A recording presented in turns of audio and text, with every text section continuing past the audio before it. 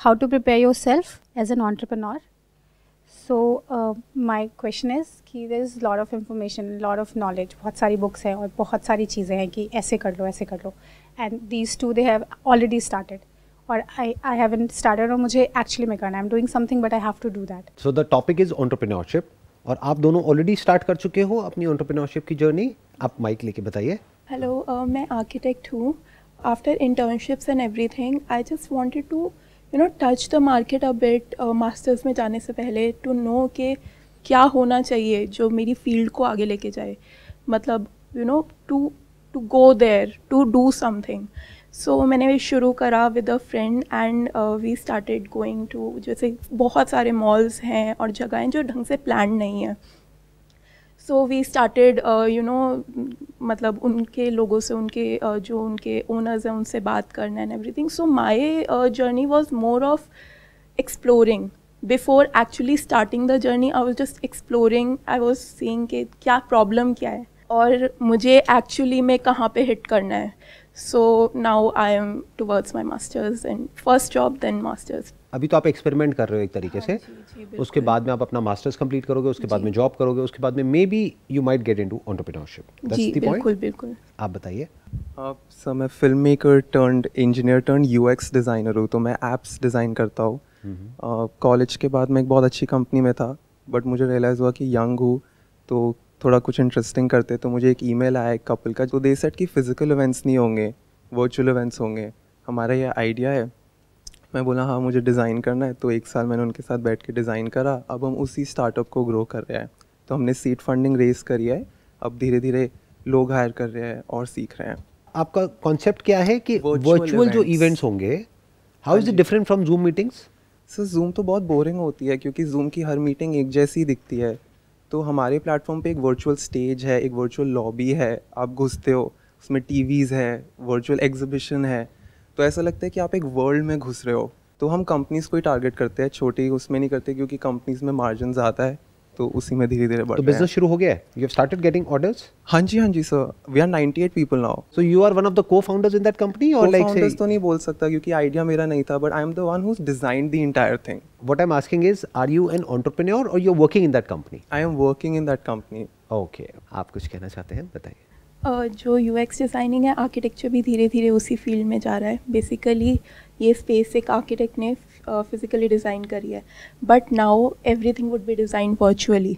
अब धीरे धीरे आर्किटेक्चर एक वर्चुअल वर्ल्ड डिज़ाइन कर रहा है. जैसे basically we would be entering into internet, something which is parallel to internet. हम इंटरनेट में एंटर करेंगे and spaces would be there where we can party, where we can experience. जैसे हम यहाँ बैठे बैठे we can experience a Mahal. Okay and मतलब बहुत सारी चीज़ें वो उस तरह से डिज़ाइन होने लगेंगी. So this is a field that architecture is getting into. And but उसमें आपका क्या एक्सपीरियंस है? मतलब how are you going to tackle that? Because जो आपका एजुकेशनल बैकग्राउंड है या जो भी आपने बैचलर्स किया या मास्टर्स किया, वहाँ पे तो ये सब आपको सिखाएंगे नहीं. सर वो सारा खुद सीखना पड़ता है. एग्जैक्टली, हर चीज़ खुद सीखनी पड़ती है क्योंकि वो तो अभी है ही नहीं. वो तो फ्यूचर है. फ्यूचर में क्या होगा कि जो भी कुछ सो कॉल्ड फिजिकल है वो सब वर्चुअल में शिफ्ट हो जाएगा. वर्चुअली लोग हैंग आउट करेंगे, वर्चुअली पार्टी करेंगे, वर्चुअली शॉपिंग करेंगे. वर्चुअली एक ऐसा एक्सपीरियंस होगा जिसको डिफरेंशिएट करना बहुत मुश्किल हो जाएगा रियल वर्ल्ड से. मतलब एक बार एक इंसान उस वर्ल्ड में गया then it would तो he will forget about it कि वो अभी एक्चुअल में ताजमहल के सामने है या वर्चुअली ताजमहल के सामने है. तो what you are saying is कि आर्किटेक्ट का भी उसमें एक रोल आ जाएगा, not just the UX developer और डिजाइनर, बट आपका भी एक रोल आ जाएगा कि how to plan that space, virtual space. You were saying something? हाँ बताइए. Yeah, this is what freaks me out. Like everybody is doing so. मतलब कोई टेक्नोलॉजिकल बहुत एडवांस है, किसी को स्टॉक मार्केट समझ में आता है. And I am like from commerce background and school पे जो भी अपॉर्चुनिटी अवेलेबल थी I did everything. Like debate करा लो, डांस करा लो, कल्चर फेस्ट करा लो, ड्राइंग करा लो, जो अपॉर्चुनिटी थी वो ग्रैब किया. अभी मुझे लग रहा है कि entrepreneurship is something I can do, but उस पर फिर ये स्किल भी तो चाहिए. और अगर स्किल नहीं है आपके पास तो आपको एक इंसान चाहिए होगा जो आपके लिए डिज़ाइन करके दे. अपने दोस्तों से करेगी क्या मेरे साथ? लाइक अरे नहीं, मैं तो जॉब ही करने वाली हूँ. तो लाइक वो टीम भी नहीं मिल पा रही और ना मैं देख पा रही हूँ कि वो टीम कौन होगी, वो ट्रस्ट कौन होगा. अपने फ्रेंड्स के यहाँ जाती हूँ, अगर उनके पापा बिजनेस मैन, तो उनसे पूछती रहती हूँ आपने कैसे किया था, बहुत अलग चैलेंजेस था, पापा से 20,000 लिया और खोल लिया होटल। फिर उनका चैलेंज भी सुनती हूँ कि अच्छा ट्रस्ट का चैलेंज। 20,000 रुपए में होटल खोल लिया उस टाइम, या ढाबा खोल लिया? Dhaba, but now it's hotel. ठीक है। तो इट्स लाइक पूछती रहती हूँ, लेकिन मुझे ये समझ में आ गया है कि अभी के चैलेंजेस बहुत ज़्यादा अलग है और मैं उतनी इक्विप्ड नहीं हूँ, और उसके लिए मैं ये नहीं समझ में मैं वो स्किल सीखने लग जाऊँ या किसी को हायर करूँ, और अगर हायर करूँगी तो मेरे पास कोई आएगा ही, क्योंकि मैं तो खुद स्टार्ट कर रही हूँ। तो I don't know where to, like कैसे स्टार्ट करूँ। Like that is not important कि कैसे स्टार्ट करूँ, क्या स्टार्ट करूँ। What is important is what is entrepreneurship. क्या हमको पता है कि एंटरप्रेन्योरशिप क्या है? बिल्कुल ऐसा है कि मैं कौन सी गाड़ी चलाऊँ, कैसे गाड़ी चलाऊँ, ये इंपॉर्टेंट है, या पहले ये समझना इंपॉर्टेंट है कि गाड़ी होती क्या है? गाड़ी में ये ब्रेक होता है, ये गियर होता है, ये स्टीयरिंग होता है, ये तो हमें पता नहीं है। हम सीधा ही जंप मारते हैं और फिर एक्सीडेंट हो जाता है। The right question to ask is what is entrepreneurship. अगर ये क्वेश्चन का आंसर आपके पास में क्लियर कट है तो कुछ भी मुश्किल नहीं है, फिर सब कुछ बहुत आसान है। बट अगर ये क्लियर नहीं है और ये आपको लगता है कि मुझे पता है, which may be very different from जो रियलिटी है, तो आप स्टक हो। That is the reason because of which you are stuck. तो my question to you is what is entrepreneurship? I don't have much experience of myself, but जैसे आपने शुरू करा वैसे मेरे फादर ने करा, तो I was very lucky to have first hand experience. तो मेरे को हमेशा ऐसा लगता है कि एंटरप्रेन्योरशिप कोई एक चीज़ नहीं है। It's not just information, it's not just knowledge, it's everything. It's personality, it's experience, it's knowledge, it's connections, it's security, it's everything. और जब हम उसको बैलेंस करते हैं, जैसे गाड़ी सिर्फ गियर नहीं है, एवरीथिंग। आपके पास स्टीयरिंग आना चाहिए, आपको पता होना चाहिए कौन से गियर में गाड़ी चल रही है, आपके पास ब्रेक है, आपके पास सब कुछ, एक्सेलरेटर है, क्लच है। तो जब आप उन सबको मिक्स करके एक स्पीड में धीरे धीरे बढ़ते हो, रुकते हो, बढ़ते हो, रुकते हो, गिरते हो, बढ़ते हो, आगे बढ़ते हो, पर कॉन्स्टेंटली चलते हो। आप क्या कहना चाहते हैं इसके बारे में? सर ऑफ कोर्स मेरे पास भी पर्सनल एक्सपीरियंस नहीं है, but I love reading about Azim Prem ji या जमशेद जी टाटा। तो मुझे रियलाइज़ हुआ कि ये सारे लोग जो बहुत सक्सेसफुल एंटरप्रेन्योर्स हैं, they had the ability to recognize opportunity, and जैसे वो उस अपॉर्चुनिटी को देख रहे थे, they felt extremely excited about it. Most cases में क्या होता है, अगर बाकी लोगों को अपॉर्चुनिटी दिख भी रही है, they are not excited about it, but ये लोग बहुत एक्साइटेड थे। और क्या होता है कि when you are emotionally aligned, तो you have immense power coming from the inside. So I feel that entrepreneurship is basically you being sensitive to opportunities that excite you, and then in the longer run वो opportunities society को भी आगे लेके जाती है, क्योंकि इन सब लोगों ने society को भी बहुत कुछ दिया है। नारायण मूर्ति जी, अजीम प्रेम जी, they make fabulous donations। Donation से भी ज़्यादा जो अच्छा काम उन्होंने किया है या जो इम्पोर्टेंट काम किया है वो है कि they have created jobs। उन्होंने जो हमारी कंट्री है उसकी इकोनॉमी की जो ग्रोथ है उसको एक्सेलरेट किया है। वो ग्रोथ की वजह से ही सब कुछ हो पा रहा है। वो जो टैक्सेस आते हैं गवर्नमेंट के पास में, वहीं से तो सब कुछ होता है। तो वो ज़्यादा इंपॉर्टेंट है बजाय कि charity, because charity is more like a one of kind of a thing. बहुत लोग बहुत इंपॉर्टेंस देते हैं चैरिटी को, बट अगर आप मेरे स्टैंड पॉइंट से देखोगे, सबसे बड़ी चैरिटी ये है कि किसी इंसान का आप जिंदगी भर के लिए पेट भर दो, और सिर्फ उस इंसान का नहीं, उसकी पूरी फैमिली का। यानी उसको आप जॉब दे दो, वो भी एक सेफ एंड सिक्योर जॉब जहाँ पर कि rules and regulations properly defined हो और फेयर प्रैक्टिसेस हो, कुछ भी अनफेयर ना हो। जैसे मैं बहुत लोगों को जानता हूँ जो टाटा की जो अलग अलग कंपनीज हैं वहाँ पर काम करते हैं, and I got to know कि वहाँ पे जो पॉलिसीज़ हैं वो बहुत ही फेयर है। तो इससे बड़ी कोई चैरिटी नहीं हो सकती है। तो वन इज़ दैट। सेकेंड, आपने वर्ड यूज़ किया opportunity. What is an opportunity? अभी हम बात कर रहे थे व्हाट इज़ एंटरप्रेन्योरशिप, अब आप आए अपॉर्चुनिटी पे। What is an opportunity? और क्यों ऐसा होता है कि कुछ लोग अपॉर्चुनिटी को देख करके बहुत एक्साइटेड हो जाते हैं और बाकी लोग ऐसे होते हैं उनके आगे एक बहुत बड़ी अपॉर्चुनिटी होती है and they are indifferent to it, वो उसको देखते तक नहीं है। एक्साइटमेंट तो बहुत दूर की बात आ गई। हाँ बताइए। जो भी इंसान अपॉर्चुनिटी को पहले तो देखने की इच्छा चाहिए, फिर अपॉर्चुनिटी दिख जाती है। वहाँ पे दो सिचुएशंस मैंने देखी हैं। एक डर लगता है कि ये इतना सब कुछ कैसे सीखेंगे, फिर उसको कैसे अप्लाई करेंगे। दूसरा होता है कि ठीक है सीख लेंगे एंड लेट्स गो, जैसे जैसे आप रास्ते पे चलोगे वी विल हैंडल। तो वहाँ पे एक बहुत इंपॉर्टेंट पार्ट आ जाता है सेल्फ कॉन्फिडेंस और सेल्फ एस्टीम का। अगर सेल्फ एस्टीम और सेल्फ कॉन्फिडेंस दोनों अपनी प्लेस पे हैं तो आप करोगे, आप दांव पे लगाओगे अपनी चीज़ों को। पर अगर वो नहीं है, आपके प्रीवियस एक्सपीरियंसेस ये कह रहे हैं कि आपने कंटिन्यूस गलत डिसीजंस लिए हैं, तो आप नहीं लगाओगे। फिर भी अब जैसे मैं एक वर्ड यूज़ कर रही हूँ जो मेरी लाइफ में बहुत हुआ, फेथ। कभी कभी ऐसा होता है पास्ट एक्सपीरियंस अच्छे नहीं हुए, पर उस टाइम अगर आपके पास फेथ है, फेथ को पकड़ लो आप, तो वो सेल्फ कॉन्फिडेंस के साथ रोल प्ले कर सकता है। मैं आपसे एक क्वेश्चन पूछूंगा, आपने वर्ड यूज़ किया फेथ। फेथ के बेस पर आगे बढ़ना ज़्यादा इंपॉर्टेंट है, या फिर चाहे फेथ है चाहे नहीं है, अगर आप आगे बढ़ो तो सक्सेस मिलना ज़्यादा इंपॉर्टेंट है? हम आगे बढ़ेंगे तो सक्सेस मिलेगी, अपने आप में फेथ है। जैसे कि मैं अगर अपना पर्सनल एक्सपीरियंस शेयर करूँ, आपने एक बार एक बुक के बारे में हमें बताया था, थिंक एंड ग्रो रिच। मैंने वो इस मई 2021 में पढ़ी है। Before that I was totally in darkness. मैं सबके पास, अपने फ्रेंड्स जो मुझे लगता है कि यू नो स्मार्ट हैं, उन्होंने अपनी लाइफ को सेट किया है, उनसे सलाह ले रही हूँ या फिर आपकी वीडियोस देख रही हूँ। मैं मतलब जितने भी सोर्स ऑफ इंफॉर्मेशन थी, मैंने सबको टैप करने की कोशिश करी। And somehow by you know I am a little faithful person, तो मैं ऐसे लक और फेथ वर्ड यूज़ करूँगी। बाय स्ट्रोक ऑफ लक मैंने आपकी वो वीडियो देखी, उससे मुझे रियलाइज़ हुआ कि इट्स नॉट जस्ट आपको कोई स्किल आनी चाहिए या फिर ये होता है या वो होता है। मुझे रियलाइज़ हुआ कि सक्सेस इज़ अ प्रोसेस, और जब आपको उस प्रोसेस पे फेथ होने लगता है, their faith comes, not deity and God. I believe in deity and God, but the true basis of faith came from the human's ability to dream about something. क्योंकि एक ड्रीम को actual reality बनाने के लिए आपको confidence लगता है, और अगर कॉन्फिडेंस ना हो तो फेथ लगता है। अभी आपने बहुत सारे अलग अलग वर्ड्स यूज़ करे, और अभी हमको एक भी वर्ड का मीनिंग एक्चुअल में क्लियर नहीं है, बट हम बहुत सारे वर्ड्स यूज़ कर रहे हैं। आप कॉन्फिडेंस वर्ड यूज़ कर रहे हो, फेथ वर्ड यूज़ कर रहे हो, अभी हमने इससे पहले बात करी एंटरप्रेन्योरशिप की, अपॉर्चुनिटी की। तो अभी इन वर्ड्स को हम छोड़ देते हैं। ये फेथ क्या है अपने आप में एक बहुत बड़ा टॉपिक है, मे बी इसके ऊपर पूरा का पूरा एक ब्रेनस्टॉर्मिंग सेशन हो सकता है कि जो भी बिजनेस करता है या करती है, उन सबको फेथ होता है तभी करते हैं।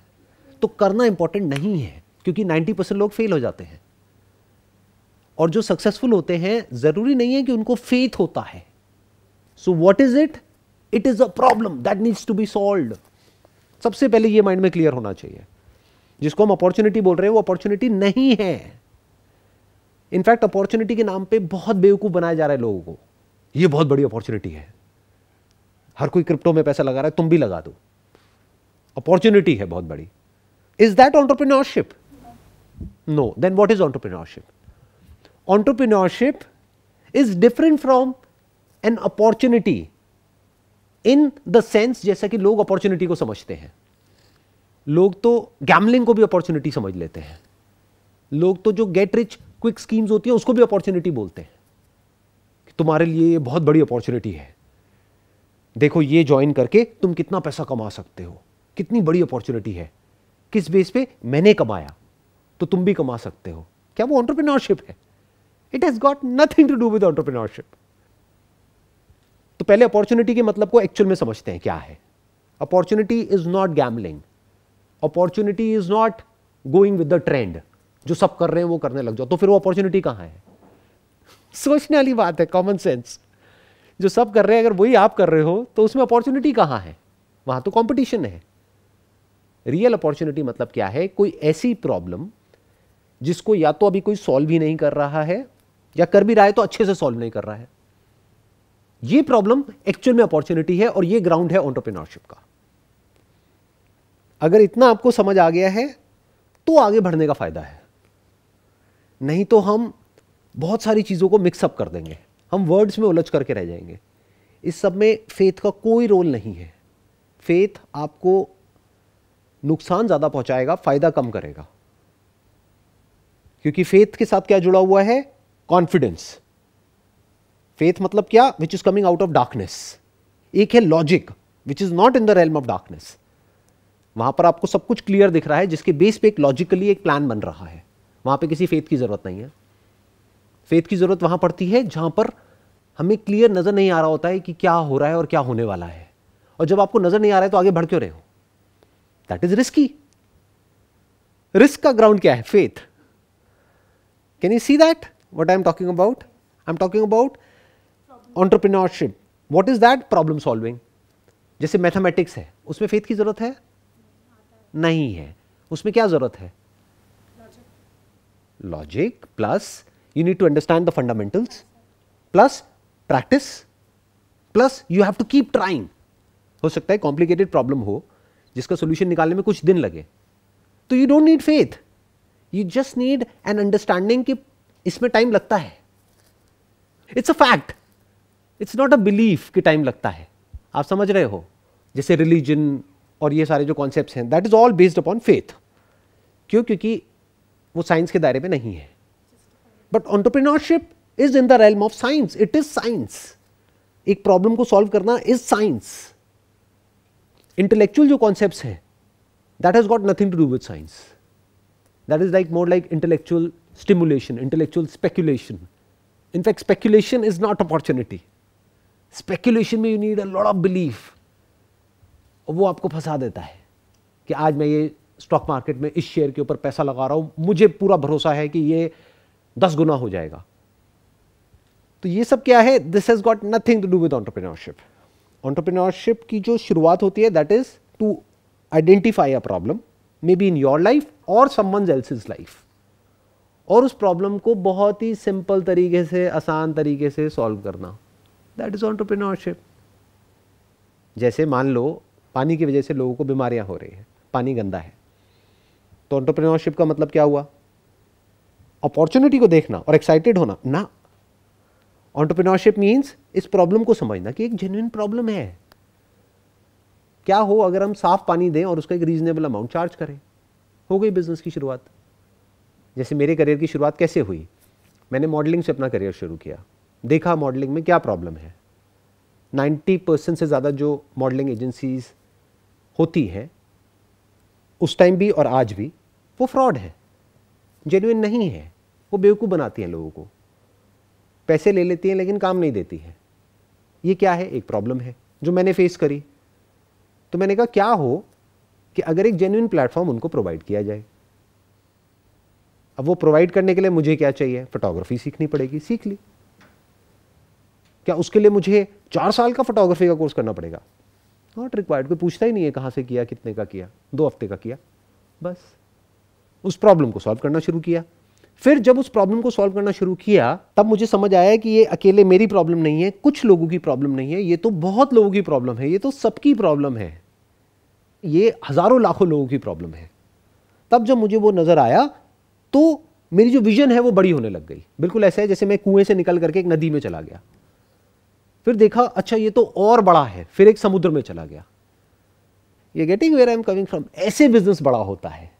हम क्या गड़बड़ करते हैं? हम हैं एक्चुअल में कुएं में और बातें करते हैं समुद्र की कि मैं ये करूंगा, मैं वो करूंगा, मैं वो करूंगा, उसके लिए मुझे ये चाहिए, वो चाहिए. अरे भैया पहले कुएं को तो कॉन्कर कर लो. कुएं की जो प्रॉब्लम है उसको तो सॉल्व कर लो. बाद में नदी की प्रॉब्लम के बारे में सोचना जब आप एक्चुअल में नदी में पहुंच जाओगे. ऐसे स्टेप बाय स्टेप बड़े आराम से समझना होता है. जैसे आपने निरमा ब्रांड के बारे में सुना होगा. उनकी शुरुआत कैसे हुई थी? मतलब शायद पढ़ा था ये साइकिल पे लेकर बेचने जाते थे, लाइक. हाँ, अब ये स्टोरी सही है या नहीं है आई डोंट नो, बट जो भी आप कह रहे हो मैंने भी वही सुना है कि वो साइकिल पे ले करके अपना कुछ बनाया और बेचते थे घर घर जा करके. तो लोग उनसे क्यों खरीदते थे? क्योंकि जो और कंपनीज की जो सोप्स आती थी वो या तो महंगी थी या फिर वो इतना अच्छा काम नहीं करती थी. उन्होंने दोनों प्रॉब्लम्स को सॉल्व कर दिया. सस्ती और ज़्यादा अच्छे से सफाई. बस इतना ही तो है एंटरप्रेन्योरशिप. और क्या है? लोगों ने यूज़ किया, उनको अच्छा लगा, उन्होंने वापस से ऑर्डर किया.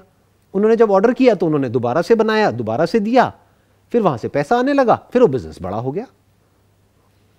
हम कॉम्प्लिकेटेड क्यों बना देते हैं एंटरप्रेन्योरशिप को इतना? Why do we make it so complex कि हम कुछ कर ही नहीं पाते हैं? Entrepreneurship is very simple.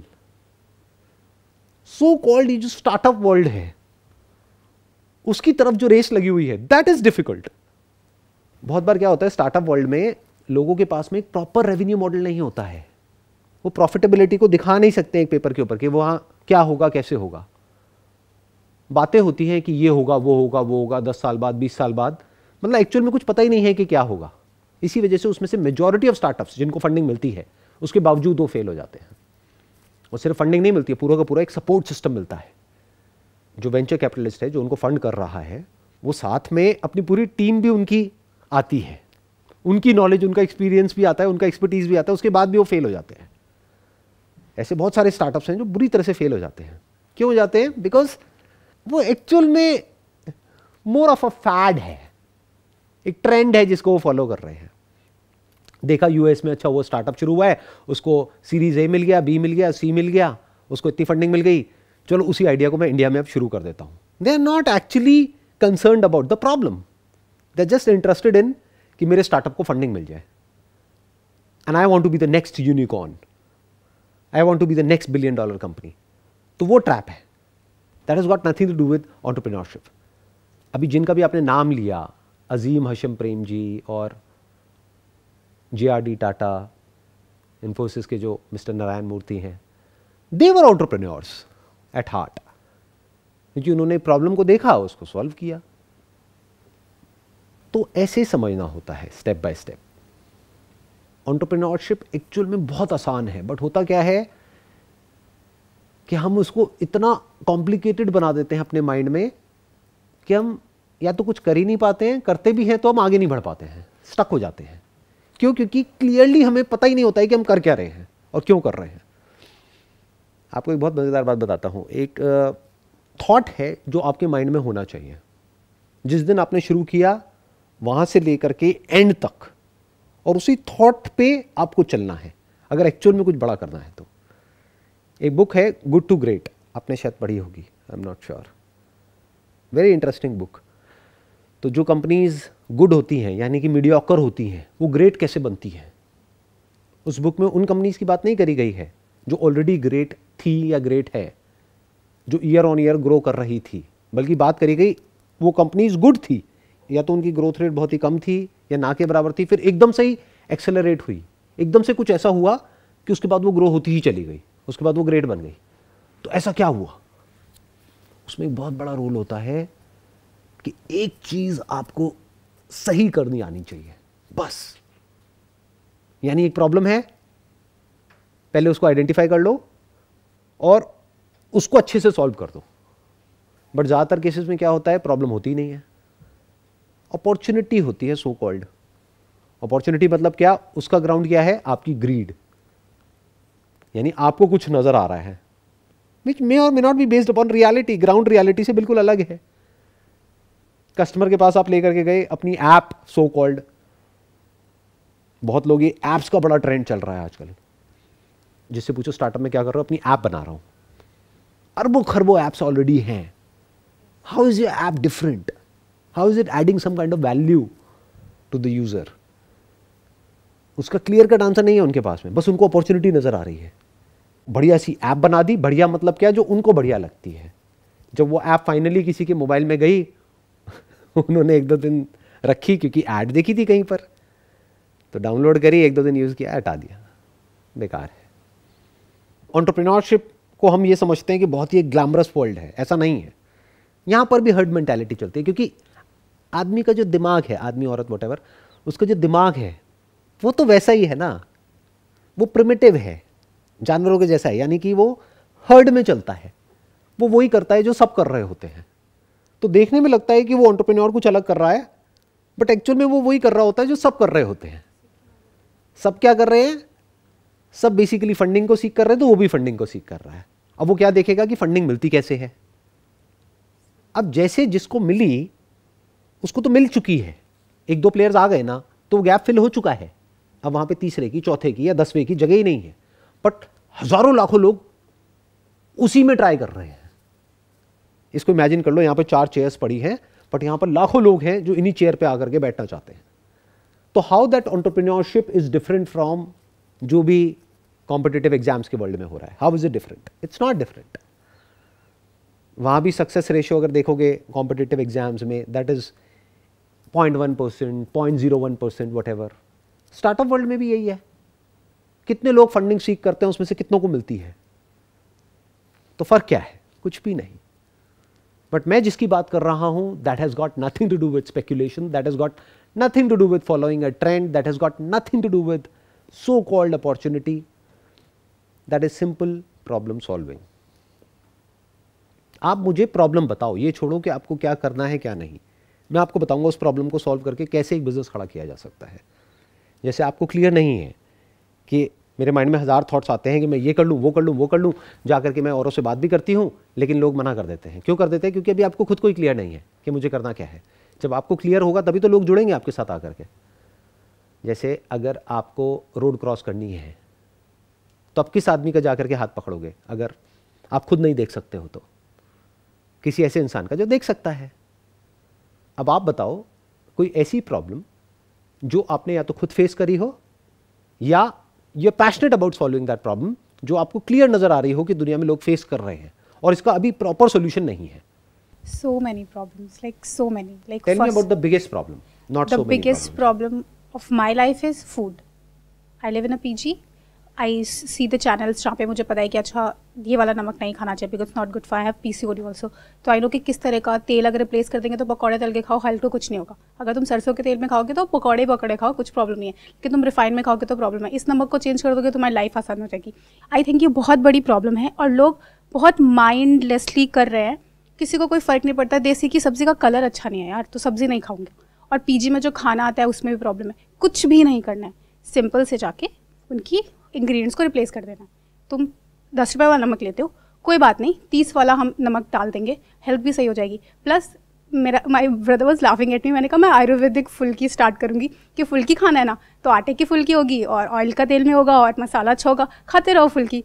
तो पापा जय कम से कम 5 दिन ऐसे थे आयुर्वेदिक फुल्की स्टार्ट करेगी, तुझे बस पढ़ना नहीं है बस ये। तो आई थिंक ये फूड वाली प्रॉब्लम बहुत बड़ी है क्योंकि मेरे साथ ये प्रॉब्लम हो रही है। पीजी में आप रहते हो और वहाँ पर ये प्रॉब्लम फेस कर रहे हो। Why are you so passionate about this problem? Are you passionate about this problem? Yes, because I want to fit in my clothes and I know कि पूरी दुनिया की लड़कियाँ चाहती है फिट करना और उसका सबसे मेजर खाना है। लाइक कुछ भी कर लोगे तुम, खाना सही नहीं खाओगे, तुम कितनी भी एक्सरसाइज करोगे कुछ फ़र्क नहीं पड़ने वाला। खाना सही खाओ, एक्सरसाइज 10 मिनट की वॉक कर लो। मेरे को मतलब मैंने इस चीज़ पे इतना ज़्यादा कर लिया ना, लाइक खाने की रिसर्च, एक्सरसाइज की research, intermediate fasting, body mind, मुझे उसकी नॉलेज है और मेरी वो स्किल नहीं है। मैं कॉमर्स बैकग्राउंड से तो लोग वो मेरी स्किल समझते हैं, लेकिन मेरी स्किल ये है आई कैन टेल कि तुम वेट क्यों नहीं रिड्यूस कर पाए, आई कैन टेल कि इस खाने में क्या प्रॉब्लम है, अच्छा इसमें ये आयरन की कमी कैसे, आई नो दैट थिंग। आपने खुद ने लूज किया weight? Yes, but it's like Motu Patlu चलता है मेरे साथ। कभी कम हो जाता है, अभी एग्जाम आ रहा है कैट का तो पढ़ना होता है तो टाइम निकाल नहीं पा रही हूँ, तो पार्क में जाऊँगी तो आई नो की मतलब इट्स लाइक गेन होता है, गेन कम हो जाता है, लेकिन I know the process is well और वो वर्क भी करता है। दूसरों के लिए बता भी सकती हूँ, लेकिन देर like why will I hear you, अगर मैं तुम कुछ सही भी बता रही हूँ कि ये मत खाओ तो पीपल आर लाइक मैं क्यों सुनूँ, मुझे नहीं करना। तो ये अवेयरनेस कैसे आएगी? और प्रॉब्लम ये भी है comfort zone. It's like I can see अभी मैं टीचर में हूँ, उसके बाद ये कर लूँगी, उसके बाद ये कर लूँगी, it's like set.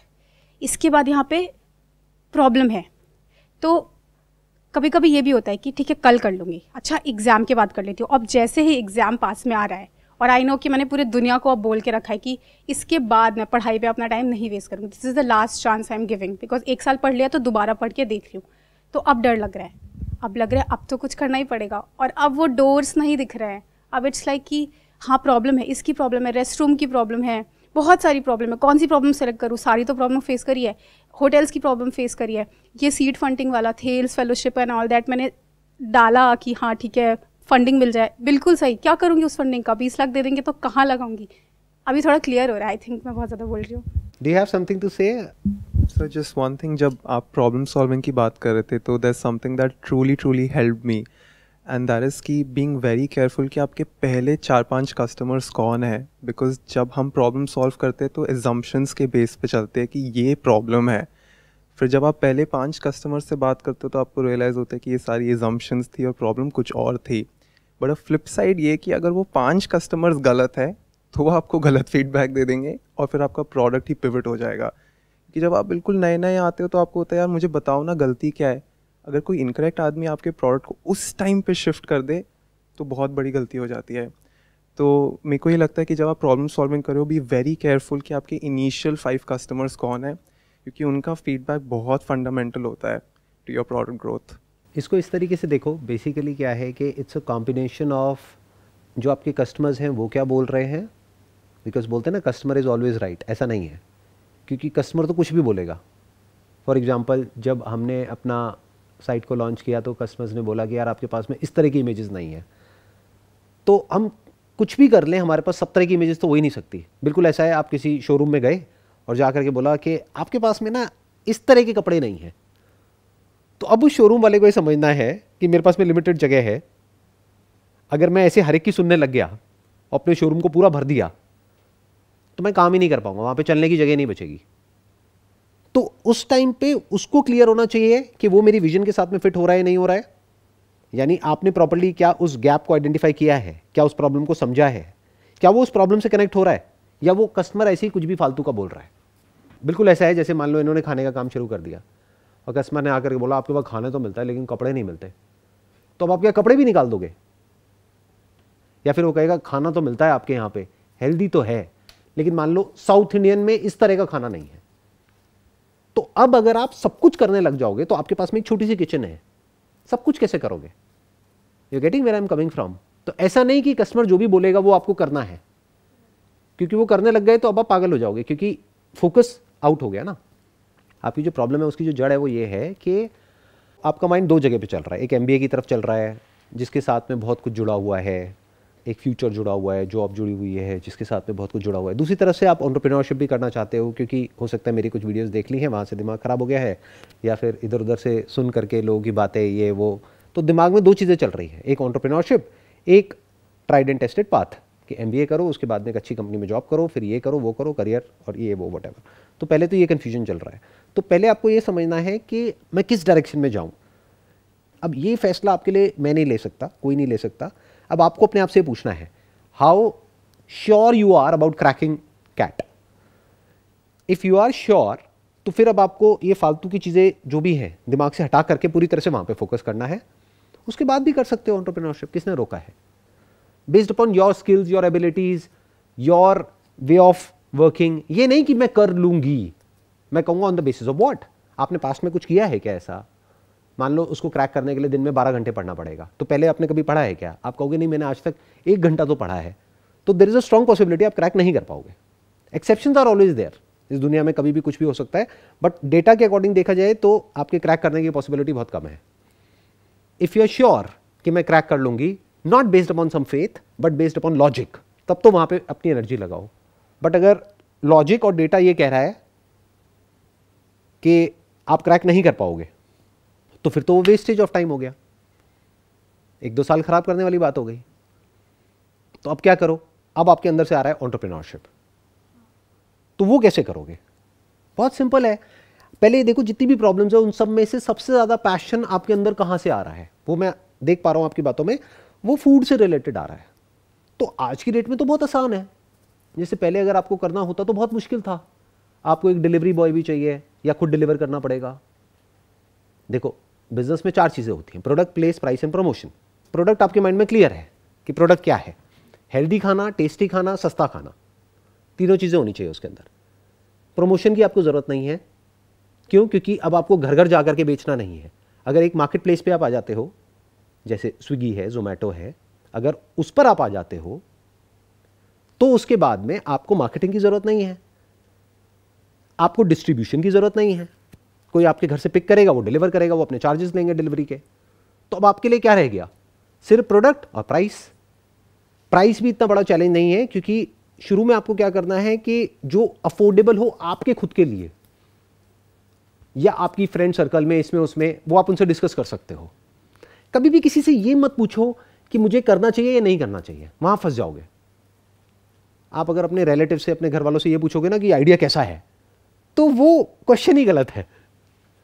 Ask them a specific question कि अगर आपको यहां से अपना खाना मंगाना है डेली, क्योंकि एक बार मंगाए तो आपको क्या मिला? कुछ भी नहीं।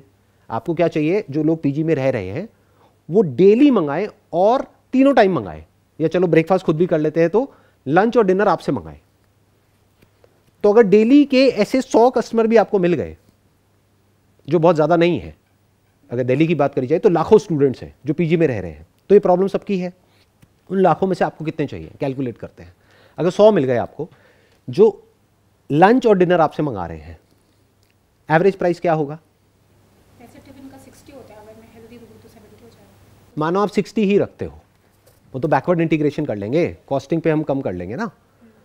आप इसको ऐसे देखो, ना आप सस्ता रखते हो ना महंगा रखते हो, क्योंकि अगर 60 रुपये का मिल रहा है, आपने 70 कर दिया तो सामने वाला सोच में पड़ जाएगा कि महंगा है, क्योंकि वो 70 नहीं है ना उसके लिए 140 एक दिन का है, मतलब महीने का 4200 है खाने का, इसको ऐसे समझो। तो आप उसको ना बढ़ाओ ना कम करो। आप ये देखो मार्केट ऑपरेटिंग रेट क्या है, वो आपने कहा 60 रुपये है, 60 रुपये में वो क्या दे रहे हैं, उनसे मंगा लो।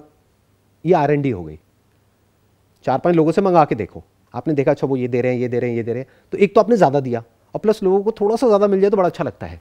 जैसे जब कहीं से जूस पीते हो तो जूस इतना अच्छा नहीं लगता, जब एंड में वो जो बचा हुआ थोड़ा सा देता है ना, वो बड़ा अच्छा लगता है, फिर इंसान दोबारा जाता है उस जूस की दुकान पे।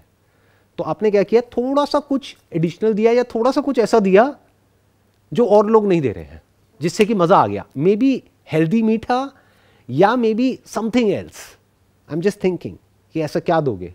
हो सकता है थोड़ी सी नमकीन या कुछ भी ऐसा कि खाने के साथ में थोड़ा बोरिंग है तो थोड़ा सा कुछ करारा आ गया, थोड़ा सा कुछ मीठा आ गया, थोड़ा सा कुछ कर दिया साथ में, ताकि वो एक्चुअल में मज़ा आए और हर बार कुछ अलग होए, ताकि उनको एक सरप्राइज एलिमेंट बना रहे कि दोपहर को कुछ और, नहीं तो बोरिंग हो जाता है ना सेम सेम सेम। फिर वो क्या करेंगे, चेंज करेंगे, वो किसी और से मंगाएंगे। तो आपने डिसाइड कर लिया कि हफ्ते में 7 दिन में मैं रोटेट कर दूंगी। मे बी उसको ऑप्शन दे दिया, आजकल तो उनके पास में ऑप्शन होता है सिलेक्ट करने के लिए कि आपको ये चाहिए, ये चाहिए, ये चाहिए, एड ऑन में। एड ऑन को सस्ता कर दो ना, मे बी 5 रुपए 10 रुपए, ऐसे करते करते 60 रुपए का आप 70 रुपए 80 रुपए पे पहुंच जाओ, डायरेक्टली मत पहुंचो। तो अगर आपने ये किया और आपको 100 लोग भी मिल गए जो महीने का 4000 रुपए का आपसे खाना खरीद रहे हैं, 4000 कैसे आए ये क्लियर है ना? 60 इंटू 2, 2 मील यानी कितना हो गया, 120, 120 इंटू 30 कितना हो गया, 3600। ठीक है, 3600 रुपए एक पर्सन से आपके पास में आया, यानी 100 लोगों से कितना हो गया, 3,60,000। उसमें से आपका एक्सपेंस निकाल देते हैं। एक्सपेंस कितना होगा, आपने कुछ वर्किंग करी होगी या कुछ कैलकुलेशंस करी होंगी। अगर 60 रुपीज़ है वो खाना तो 30 रुपीज़ ही पड़ता है, प्लस जो प्लेटफॉर्म है जिसके थ्रू आप सेल कर रहे हो उनका भी कमीशन है और है वो सब है। तो अगर मैं मानूँ आपका मार्जिन ऑपरेटिंग एक्चुअल में सिर्फ 25% ही आता है, फूड में वैसे इससे ज़्यादा होता है मार्जिन, बट मैं मानता हूँ एंड में सब काट पीट के आपके हाथ में 25% बचता है। तो आपकी रेवेन्यू कितनी हुई एक महीने की, 3,60,000। उसमें से आपने कितना कमाया, 25%, that is close to around near about 80,000। तो 80,000 रुपये आपका प्रॉफिट हो गया एक महीने में। और ये स्टार्टिंग है, अगर इस काम को और अच्छे से करोगे तो वर्ड ऑफ माउथ भी फैल सकता है, यानी जिसको अच्छा लगा एक्चुअल में अगर आपके खाने में कुछ ऐसा हुआ जो औरों से बिल्कुल अलग है, तो सीख लो। कुकिंग क्या है, कुकिंग क्या होती है, बहुत मुश्किल है क्या? मेरे को भी आती है बेसिक कुकिंग। तो कुकिंग में क्या है, कुकिंग के छोटे छोटे कोर्सेज होते हैं, प्रॉपर आपको कुक बनने की जरूरत नहीं है, छोटे छोटे कोर्सेज होते हैं ना। कुक अरेंज नहीं करना होता है, खुद करना होता है। कुक की शुरू में क्या जरूरत है, अभी आप कुक अरेंज करोगे तो बेकार में आपके ऊपर प्रेशर आ जाएगा। ये भी एक बहुत इंपॉर्टेंट पॉइंट है समझने वाला, ध्यान से समझना मेरी इस बात को। चाहे तो आप एक कुक भी अरेंज कर सकते हो, लेकिन अगर आपका फाइनेंशियल बैकग्राउंड इतना स्ट्रांग नहीं है तो मैं रिकमेंड नहीं करूंगा, क्योंकि आप अननेसेसरी अपने ऊपर प्रेशर क्रिएट कर रहे हो।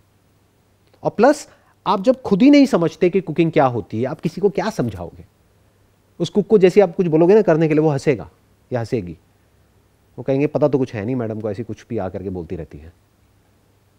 अगर मैं फोटोग्राफी के बारे में जा करके अपनी कंपनी में किसी को कुछ बोलूंगा तो मुझे पता तो होना चाहिए अपर्चर क्या होता है, शटर स्पीड क्या होती है, डेप्थ ऑफ फील्ड क्या होता है, ये क्या होता है, वो क्या होता है। नहीं तो वो कहेंगे कि ये बाबू तो बेवकूफ़ है, कुछ भी बोलता है। You getting where I am coming from. तो उसके 2 बेनिफिट हो रहे हैं, एक आप कुकिंग सीख रहे हो, और कुछ नहीं तो अगर काम नहीं भी चला लाइफ में, कुकिंग तो काम आएगी, खुद के तो काम आई जाएगी। अगर कुकिंग का आपने बेसिक सा कोर्स कर लिया 5-10 हज़ार रुपये का कहीं से, तो आपका गया क्या, एक हॉबी की तरह देख लो।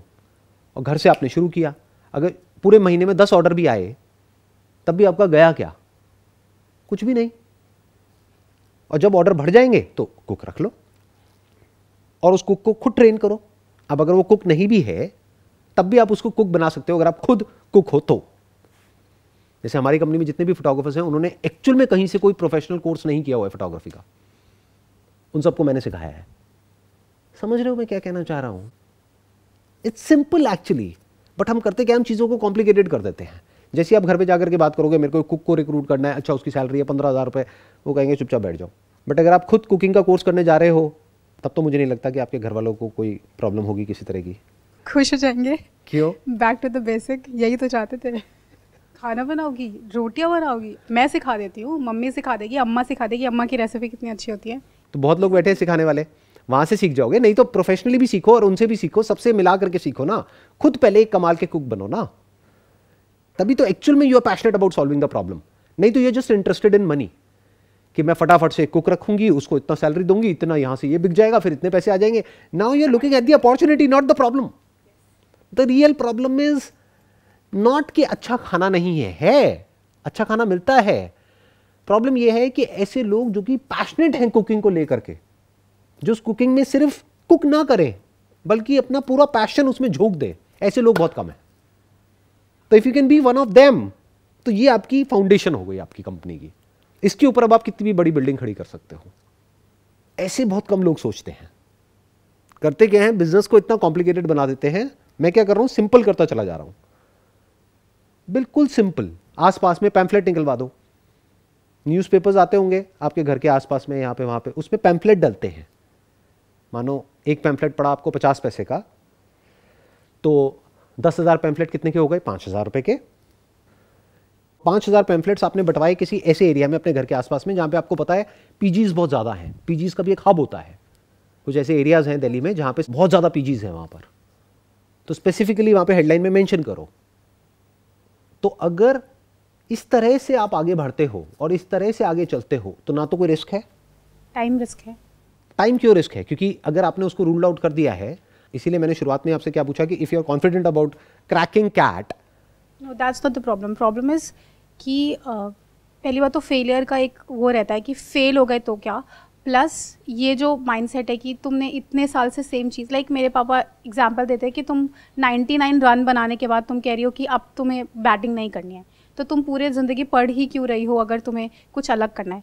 That's okay, it's fine. लेकिन मैंने ये चीज़ करी। क्या अभी हम एक बार को जो और लोग कहते हैं फैमिली में, इसमें उसमें, उनको सबको एक बार साइड में रख सकते हैं? अभी आपकी बात करें, फैमिली इज पापा ना, वो कैसे आपके बारे में गलत बोल सकते हैं? नहीं नहीं, that is okay, but all I am saying is कि उनको कैसे डील करना है वो आपके पापा है, मेरे पापा तो नहीं है, तो आप अपने आप देखोगे कि उनसे कैसे डील करना है, राइट? अभी हम वहाँ नहीं जाते हैं। तो अभी हम बात करते हैं कि जहाँ से इस टॉपिक को हमने शुरू किया था आज के सेशन को, दैट इज एंटरप्रेन्योरशिप। आपको क्लियर हुआ एंटरप्रेन्योरशिप क्या है? हाँ, अब इसके साथ में जो प्रॉब्लम्स हैं वो आपकी प्रॉब्लम है, मेरी नहीं है। कि आपके घर वाले आपको सपोर्ट कर रहे हैं, नहीं कर रहे हैं, हो सकता है आपके घर वाले सपोर्ट करेंगे, आपके नहीं करेंगे, तो that is your personal problem. I have got nothing to do with that. जैसे आप किसी कॉलेज में जाते हो, अपने प्रोफेसर को बोलोगे मैं MBA तो कर रही हूँ, आप मुझे पढ़ा भी रहे हो, लेकिन बाद में मेरे जो इन लॉज है मुझे नहीं लगता मुझे जॉब करने देंगे, वो कहेगा तो मैं क्या करूँ? तो दैट्स योर प्रॉब्लम। तो वो कैसे सॉल्व करना है वो आप देखो, करना है नहीं करना है। बट अभी बिजनेस मॉडल क्लियर हो गया आपको, उसमें क्या चैलेंज है बताओ? ये हमने कर लिया और हमने 2-3 साल किया, लाइक हम कर रहे हैं और थोड़ी बहुत ग्रोथ मिल रही है। पर एक मिनट, 2-3 साल कहाँ से आ गया? 2-3 महीने क्यों नहीं? 2-3 महीने में रिजल्ट दिख जाएगा आपको। अलग अलग बिजनेसेस में अलग अलग तरीके से टाइम फ्रेम होता है। जैसे मैंने फोटोग्राफी करी तो मेरे को 15 दिन में, 1 महीने में रिजल्ट दिख गया। मैंने ऐड निकाली, लोग आए, उन्होंने शूट कराया, मुझे पैसा मिला, ऐड का खर्चा बाहर हुआ, 10-12 हज़ार रुपये ऐड का खर्चा था, 20-21 हज़ार रुपये मिला, काम खत्म, 8-10 हज़ार रुपये कमा लिया, वहाँ से शुरुआत हो गई। तो एक बात समझनी है अच्छे से कि आपके पास में रिपीट ऑर्डर्स आ रहे हैं नहीं आ रहे हैं, ये पैरामीटर है आपकी सक्सेस का और फेलियर का। अगर आपने जो खाना बनाया उसमें रिपीट ऑर्डर्स आए, जो 2-3 महीने में, 4 महीने में, 6 महीने में पता लग जाएगा, तो इसका मतलब उनको आपका जो प्राइस है, जिस भी लेवल पे आपने प्राइस किया हुआ है अपने प्रोडक्ट को, प्लस आपके प्रोडक्ट की क्वालिटी है, उसका टेस्ट है, वो सब पसंद आ रहा है। आपका जो कॉन्सेप्ट है, हेल्दी फूड, न्यूट्रिशियस फूड, इसमें इस तरह का नमक है, ये सब बताओगे आप वहाँ पर, कितनी कैलोरीज हैं, कितना क्या है, ये सब हो ही रहा है। बट और ज़्यादा अच्छे से आप देखोगे कि मैं और ज़्यादा अच्छे से कैसे प्रेजेंट कर सकती हूँ। This is all part of packaging of the product. Product भी इंपॉर्टेंट है, पैकेजिंग भी इंपॉर्टेंट है। ये सब आपने किया, तो अब आपको क्या देखना है अगले 2-3 महीने में कि क्या लोग एक एक बार ऑर्डर करके छोड़ रहे हैं या बार बार ऑर्डर कर रहे हैं। अगर एक एक बार ऑर्डर करके छोड़ रहे हैं तो इसका मतलब आपके प्रोडक्ट में कमी है, अब उसको इंप्रूव करो।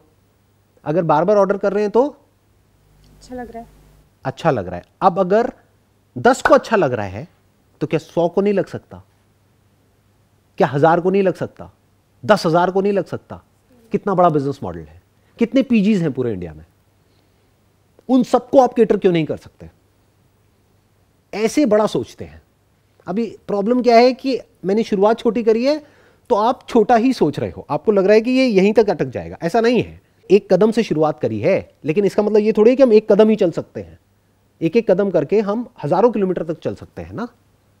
तो दूर तक देखो क्या हो सकता है। अगर आपके पास 10 लोगों के भी रिपीट ऑर्डर्स आ सकते हैं रेगुलरली, तो समझ जाओ कि you are in for something very big. 10 के आ सकते हैं तो 100 के भी आ सकते हैं, 1000 के भी आ सकते हैं, 1 लाख के भी आ सकते हैं। मतलब जो हमने पैसे की बात करी, 80,000 रुपये महीना नहीं है, फिर वहां पर 8 लाख रुपए महीना है, अगर यहां तक आप सोच पा रहे हो तो। बिजनेस मॉडल आपको क्लियर हो गया? Very much. It was pleasure talking to all of you. Wish you all the best.